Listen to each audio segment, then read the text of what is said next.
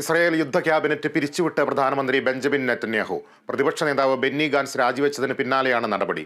ഗാസയിലെ സൈനിക നടപടി നിയന്ത്രിക്കാനാണ് യുദ്ധ ക്യാബിനറ്റ് രൂപീകരിച്ചത്. വിവരങ്ങൾ അതുല്യ നൽകും. അതുല്യ, എന്താണ് ഇസ്രായേലിന്റെ ആഭ്യന്തര രാഷ്ട്രീയത്തിൽ സംഭവിക്കുന്നത്? ലിബീഷ്, ഇപ്പോൾ യുദ്ധം തുടങ്ങിയിട്ട് 8 മാസങ്ങൾ പിന്നിടുമ്പോഴും യുദ്ധത്തിൽ പ്രത്യേകിച്ച് പുരോഗതിയൊന്നും ഉണ്ടാകാത്ത, അതല്ലെങ്കിൽ യുദ്ധത്തിൻ്റെ അവസാനത്തെ സംബന്ധിച്ചുള്ള യാതൊരു സൂചനകളും കാണാത്ത ഒരു സാഹചര്യത്തിലാണ് ഇസ്രായേലിലെ ഈ പുതിയ തീരുമാനം. ഇതിനു മുൻപ് തന്നെ ഇസ്രായേലിലെ ആഭ്യന്തര രാഷ്ട്രീയത്തിൽ കലഹങ്ങൾക്കുള്ള സൂചനകൾ കിട്ടിത്തുടങ്ങുന്നുണ്ടായിരുന്നു. ഇപ്പോൾ അതിന് പിന്നാലെയാണ് ഈ യുദ്ധ ക്യാബിനറ്റ് പിരിച്ചുവിട്ടിരിക്കുന്നത്. ഒക്ടോബർ 7-ന് ഈ ഹമാസിൻ്റെ ആക്രമണത്തെ തുടർന്ന് ഇസ്രായേൽ തിരിച്ചടിക്കാൻ തീരുമാനിക്കുകയും ആ സാഹചര്യത്തിൽ ഇസ്രായേലിലെ തന്നെ പ്രതിപക്ഷ പാർട്ടികളെ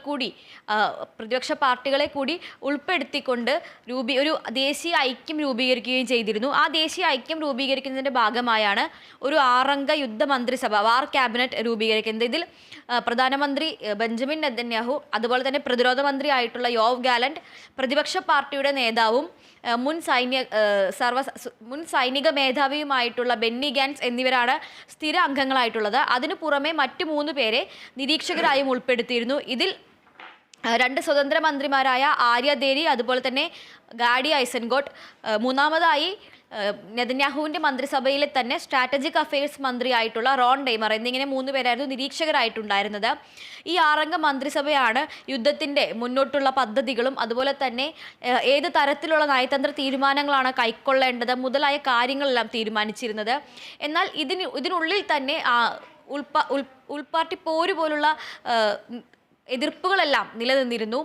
ഇസ്രായേലിൽ ഇത്തരത്തിലൊരു യുദ്ധത്തിൻ്റെ സാഹചര്യത്തിൽ പക്ഷവും സഖ്യവും ഒന്നുമില്ല, ഒരൊറ്റ ഐക്യം മാത്രമാണ് വേണ്ടത് എന്ന അഭിപ്രായത്തിന്മേലാണ് ബെന്നി ഗാൻസിൻ്റെ കൂടി ഐക്യം, അല്ലെങ്കിൽ അവരുടെ കൂടി സഖ്യത്തിൽ ഇത്തരത്തിലൊരു ദേശീയ ഐക്യം രൂപീകരിക്കുന്നത്. എന്നാൽ നിലവിൽ ഈ യുദ്ധമന്ത്രിസഭയുടെ പ്രവർത്തനങ്ങൾ, അല്ലെങ്കിൽ യുദ്ധമന്ത്രിസഭയുടെ ഘടന എന്ന് പറയുന്നത് തീവ്രവും അതേസമയം പ്രവർത്തനരഹിതവുമാണ്.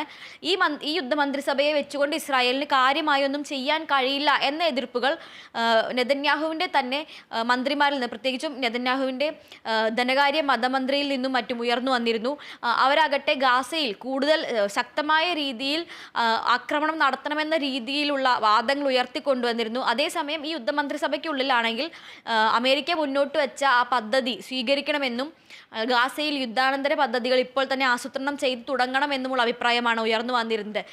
ഈ ഒരു ആശയങ്ങളുടെ ഒരു ഭിന്നിപ്പ് കുറച്ച് മാസങ്ങളായി നെതന്യാഹുവിൻ്റെ ആഭ്യന്തര കലഹത്തിലേക്ക് വിരൽ ചൂണ്ടുന്നതായിരുന്നു.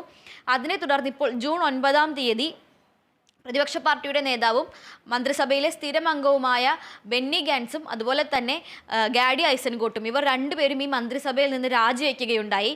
അതിനെ തുടർന്ന് മന്ത്രിസഭയുടെ എണ്ണം 4-ആയി ചുരുങ്ങുകയും പുതിയ യുദ്ധമന്ത്രിസഭ രൂപീകരിക്കണം എന്ന് ആവശ്യങ്ങൾ ഉയർന്നു വരികയും ചെയ്തിരുന്നു. ആ സാഹചര്യത്തിലാണ് യുദ്ധമന്ത്രിസഭ പിരിച്ചുവിടുകയാണെന്ന് നെതന്യാഹു തീരുമാനമെടുത്തിരിക്കുന്നത്.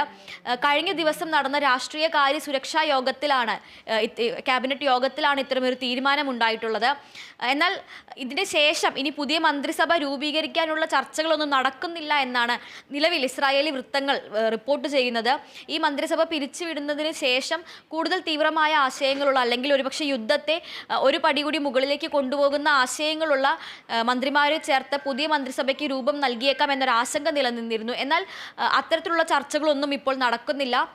മറിച്ച് ഇപ്പോൾ നിലവിലുള്ള ഈ 4 പേരെ മാത്രം വെച്ചുകൊണ്ട് കൂടുതൽ ചർച്ചകളിലേക്ക് നീങ്ങുമെന്ന് മാത്രമാണ് ഇപ്പോൾ പറയുന്നത്. എന്തായാലും ഈ മന്ത്രിസഭ പിരിച്ചുവിട്ടത് ഒരുപക്ഷെ യുദ്ധം അവസാനിക്കുമെന്ന രീതിയിലുള്ള പ്രതീക്ഷകളൊന്നും തന്നെ നൽകുന്നില്ല എന്നാണ് നിരീക്ഷകരുടെ വിലയിരുത്തൽ.